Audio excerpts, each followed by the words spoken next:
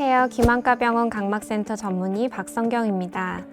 오늘은 알아두면 도움이 되는 시력교정술 전 반드시 받아야 할 검사에 대해 알아보겠습니다. 많은 분들이 안경이나 콘택트 렌즈 없이 편리한 일상을 위해 시력교정술을 선택하는데요. 하지만 시력 회복에 대한 기대감으로 자칫 수술을 서둘러 결정하거나 무리하게 진행하는 경우 수술 후 부작용이 발생할 수 있습니다. 환자마다 적합한 시력 교정술이 있고 각 수술의 장단점을 파악해보고 의료진과 상담한 후에 정밀 검사를 통해 개인에게 맞는 수술을 선택하는 것이 중요합니다. 그럼 나에게 적합한 시력 교정술은 어떻게 찾을 수 있을까요?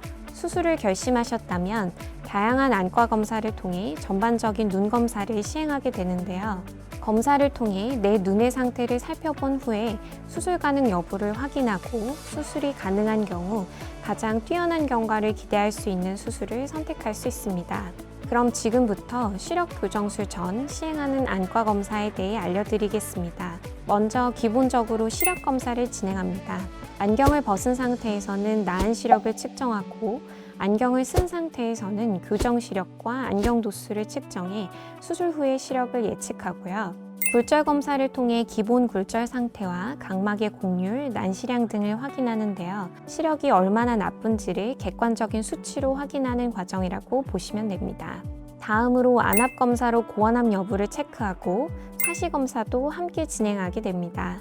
또 라식라섹과 같은 시력 교정 수술은 레이저를 이용해 각막을 깎아서 굴절률을 교정하기 때문에 수술 후 잔여 각막량을 충분히 확보하지 못하거나 수술 전 원추 각막과 같은 각막 질환을 가지고 있는 경우 수술 후 얇아진 각막이 눈 내부 압력을 견디는 힘이 약해지면서 각막 확장증이나 원추 각막 등의 부작용의 가능성이 높아질 수 있습니다.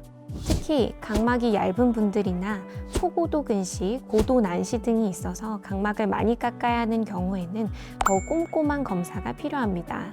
따라서 수술 전 이런 부분들을 꼼꼼히 체크하여 수술 가능 유무를 확인해야 하는데요. 이를 위해 서로 원리가 다른 몇 가지 각막 지형도 검사를 통해 각막의 두께와 형태에 대한 정보를 얻어 원추 각막과 같은 병의 유무를 확인하고 세극등 현미경 검사를 통해 각막, 결막, 동공, 수정체 상태를 육안으로 확인하여 이상 유무를 체크합니다.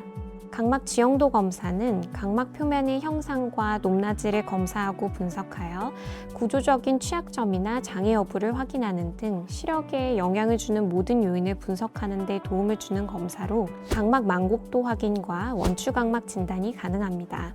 원추 각막은 특징적으로 각막의 아래쪽이 완만한 원래의 둥근 모양을 유지하지 못하고 점차적으로 원추 모양으로 돌출되면서 얇아지는 질환입니다.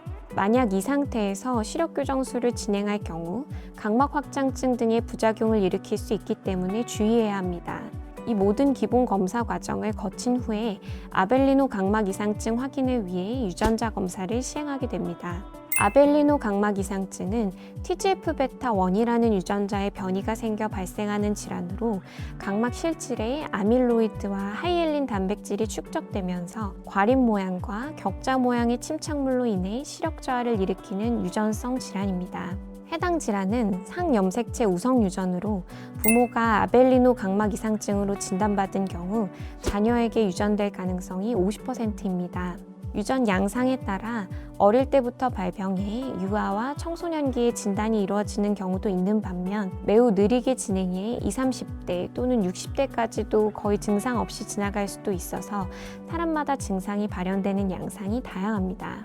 하지만 어떠한 경우든 이러한 아벨리노 각막 이상증 환자에서 라식라섹 등의 굴절 교정술을 시행하는 경우 급속도로 진행하여 수술 전에 비해 빠르게 악화되는 것으로 알려져 있기 때문에 안과 시술을 진행하기 전에는 반드시 아벨리노 유전자 검사를 실시해 각막 이상증 여부를 확인하는 과정이 필요합니다. 유전자 검사는 아주 간단한데요. 멸균된 면봉으로 입안 안쪽 볼 벽을 긁어서 채취한 구강 상피세포를 연구소로 전달하면 2~3시간 뒤 각막 이상증 유전자 유무를 확인할 수 있습니다.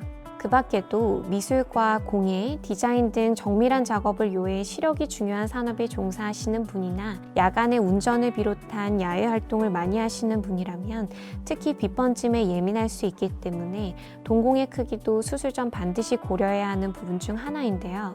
야간에는 동공이 확대되는데 라식라섹의 경우 레이저로 수술하는 부분보다 확대된 동공의 크기가 크다면 빛번짐이 발생할 수 있습니다. 어두울 때뿐만 아니라 밝을 때도 동공 크기가 큰 경우에는 주간에도 빛번짐이 있을 수 있기 때문에 밝을 때와 어두울 때의 동공 크기를 모두 수술 전에 확인해야 합니다.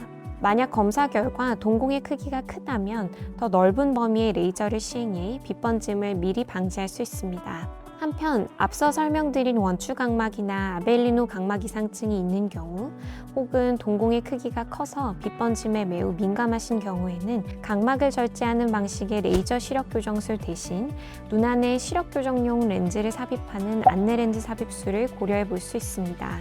렌즈 삽입술 역시 수술 전 검사들을 통해 수술 적합 여부를 확인해야 합니다. 가장 많이 진행되는 후방렌즈 삽입술을 고려할 경우 앞서 말씀드린 검사에 더해 추가적으로 안구 생체 계측 검사를 통해 안구 내 삽입될 공간을 측정해 수술 가능 여부를 확인하게 됩니다. 오늘은 시력교정술 전 반드시 받아야 하는 검사에 대해 소개해드렸습니다. 시청자 여러분께서도 눈 건강에 대해 궁금하신 것들을 댓글로 남겨주신다면 저희가 꼭 알면 좋은 질문들을 추려서 오늘처럼 자세한 답변을 해드릴 수 있도록 하겠습니다. 여러분의 눈 건강 해피아이 김한과 병원이 함께합니다. 안과는